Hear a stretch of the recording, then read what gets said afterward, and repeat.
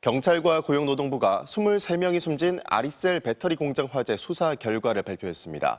비정규직 노동자들은 화재 직후 제대로 된 대피 지시를 받지 못하면서 골든타임인 37초를 놓친 것으로 조사됐습니다. 이혜성 기자입니다. 오전 10시 30분 3초, 쌓여있던 배터리 사이에서 처음 연기가 피어올랐습니다. 배터리가 연쇄 폭발하면서 순식간에 연기는 뒤덮였습니다. 마지막으로 직원이 주출입구를 통해 대피한 건 10시 30분 40초였습니다. 대피할 수 있는 골든타임 37초가 있었던 겁니다. 하지만 화재 당시 아무도 대피하라는 지시를 내리지 않았습니다.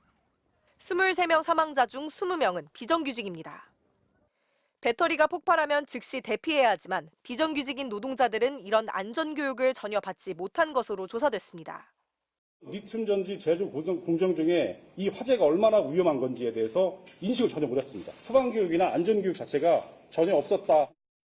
화재 현장을 빠져나갈 수 있는 건 주출입구와 또 다른 출입문 두 곳을 통해서였습니다. 하지만 이 문들은 정직원 아이디카드나 지문 인식이 있어야지만 열 수 있었습니다.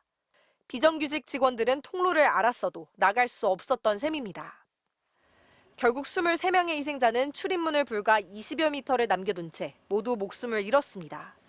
결국은 이 정규직이 아니기 때문에 이주 노동자이기 때문에 죽음을 맞이할 수밖에 없었던 그런 처참한 현실들 있잖아요. 그 얘기를 들으니까 갑자기 막 화가 치밀더라고요. 고용노동부는 박승관 아리셀 대표에 대해 중대재해처벌법 위반 혐의를 적용했고 박 대표를 포함한 아리셀 사건 관계자 4명에 대해 구속영장이 청구됐습니다. MBC 뉴스 이혜선입니다.